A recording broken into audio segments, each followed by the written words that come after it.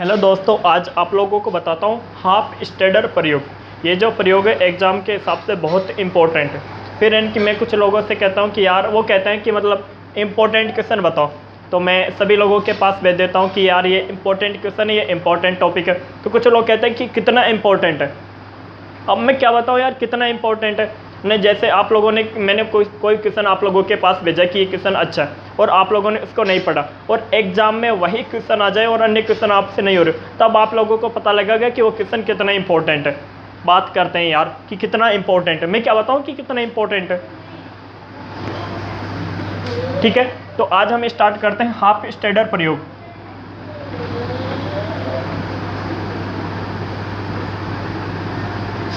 Half steader प्रयोग, ठीक है। ये प्रयोग क्या कहता है, जैसे ध्यान से समझो, थ्योरी कैसे लिखना है और टॉपिक को कैसे समझना है, इसमें बहुत अंतर होता है ना। समझने में हम समझ लेंगे, लेकिन थ्योरी में हमें ज़्यादा लिखना होता है। देखो, जैसे हाफ स्टेडर प्रयोग क्या बताता है, अपने पास ये कोई नाभिक है। नाभिक में क्या होते हैं, प्रोटॉन होते हैं और न्यूट्रॉन होते हैं। जो प्रोटॉन होते हैं इन पर प्लस आवेश होता है और न्यूट्रॉन उदासीन होते हैं, न्यूट्रल होते हैं, इन पर कोई आवेश नहीं होता।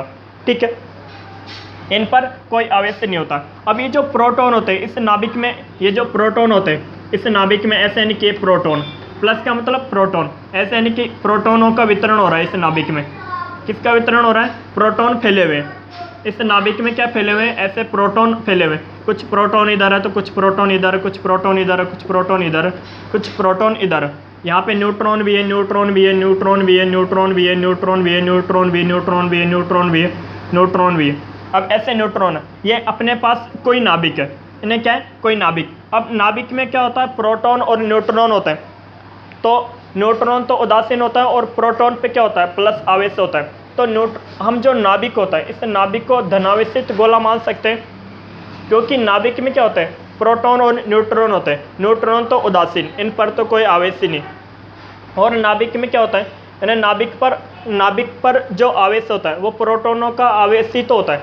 तो इस नाभिक को हम क्या मान सकते हैं, ऐसे धनावेशित गोला मान सकते हैं। क्या मान सकते हैं, धनावेशित गोला मान सकते हैं।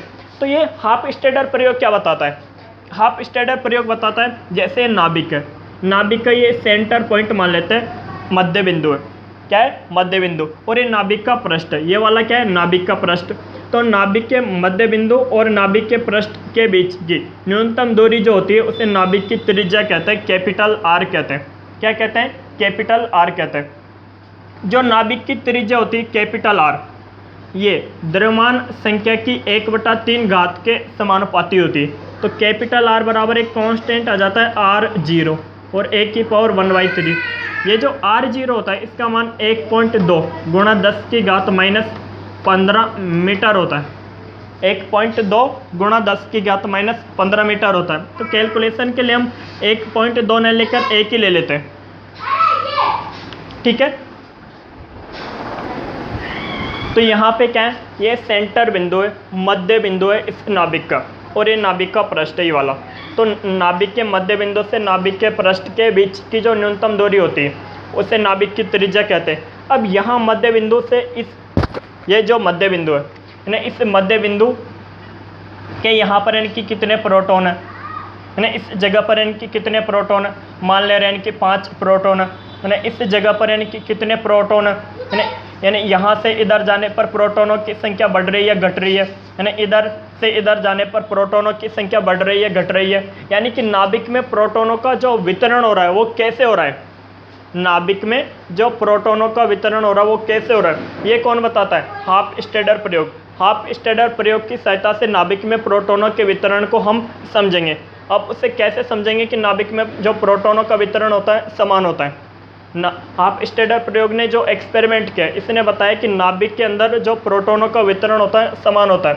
यानी कि यहाँ इस रेंज में जितने प्रोटॉन होंगे यहाँ पर भी उतने ही प्रोटॉन, आगे जाने पर यहाँ पर भी उतने ही प्रोटॉन, यहाँ पर भी उतने ही प्रोटॉन, यहाँ पर भी उतने ही प्रोटॉन। तो जो प्रोटॉनों का वितरण होता है समान होता है। कैसा होता है, प्रोटॉनों का वितरण समान होता है। ये कौन कहता है, हाफ स्टेडर प्रयोग कहता है। अब थ्योरी कैसे लिख सकते हैं हाफ स्टेडर प्रयोग के, देख थ्योरी लिखने की ट्रिक बताता हूँ। नाभिक के अंदर प्रोटॉन व न्यूट्रॉन होते हैं। प्रोटॉन पर धनावेशित आवेश होता है वह न्यूट्रॉन उदासीन होता है। अतः नाभिक को हम एक धनावेशित गोला मान सकते हैं। नाभिक के मध्य बिंदु और नाभिक के पृष्ठ के बीच की न्यूनतम दूरी को नाभिक की त्रिज्या कहते हैं। नाभिक की त्रिज्या द्रव्यमान संख्या की 1/3 घात के समानुपाती होती है। ये लिख दो। हाफ स्टेडर प्रयोग यह बताता है कि नाभिक में जो प्रोटॉनों का वितरण हो रहा है समान हो रहा है या असमान हो रहा है। इस प्रयोग की सहायता से हम नाभिक के अंदर प्रोटॉनों के वितरण को आसानी से समझ सकते हैं, हाफ स्टेडर प्रयोग की सहायता से। ठीक है, आगे चलते हैं। अब इसकी कैलकुलेशन को समझते हैं। यह थ्योरी कंप्लीट हो गई। अब देखो इसकी कैलकुलेशन क्या है। यहाँ पे देखो सिग्मा थीटा बराबर, ध्यान से समझना, b अपॉन साइन थीटा और dv अपॉन डी थीटा। दिमाग खराब आप लोगों का। देखो ये सिग्मा थीटा क्या है, ये अवकल परिकिरणन परिक्षेत्र। क्या है? अवकल परिकिरणन परिक्षेत्र। अवकल परिकिरणन परिक्षेत्र परिक्षेत्र। और यहाँ पे बी क्या है? संघात प्राचल। संघात प्राचल, संघात पैरामीटर। ठीक है, संघात प्राचल। और ये जो डी अपॉन डी थीटा है, डी अपॉन डीटा, ये क्या है? अवकल परिकिरणन संकारक।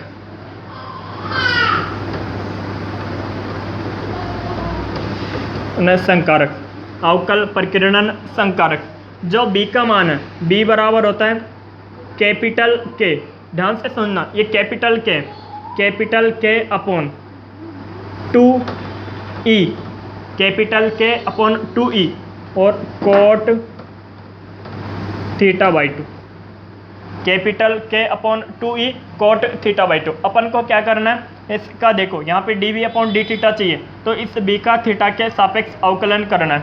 इस b का थीटा के सापेक्ष अवकलन करना है और इस मान को b का ये जो मान है यहाँ पे पुट करेंगे और dv अपॉन डी थीटा का मान यहाँ पे पुट करेंगे, तो अपने पास आंसर आ जाएगा।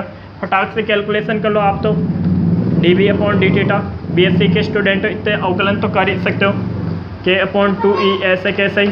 कोट थीटा का अवकलन क्या होता है? Minus Kozak square theta by 2, और थीटा बाई 2 का कितना हो गया? 1/2। ये इसका अवकलन होता है। तो यहाँ पे क्या आ जाएगा,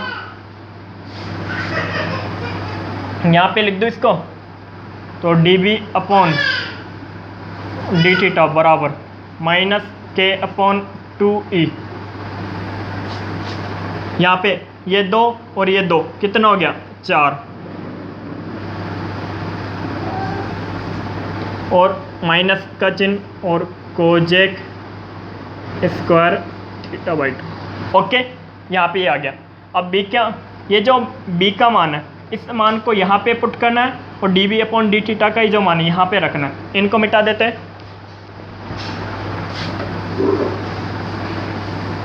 आंखें बंद करके जो एक चेहरा नजर आया वो तुम ही हो ए सनम। b का मान क्या है? k upon 2e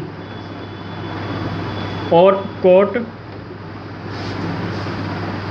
theta by 2। ठीक है, कोट थीटा बाई 2। लेकिन यहाँ पे b के नीचे साइन थीटा भी है, इस बात को मत भूलो। क्या है? Sine theta. तो 1 अपॉन साइन थीटा और dv अपॉन डी थीटा का मान ये है minus k upon 4e Kozak square theta by 2। ये मान है। तो ये अपने पास कैलकुलेशन k और k क्या हो गया? k स्क्वायर 2e और 4e कितना हो गया? 8e square. यहाँ पे माइनस का चिन्ह आगे लिख देते हैं। देखो कोट थीटा बाई 2, यहाँ पे क्या है?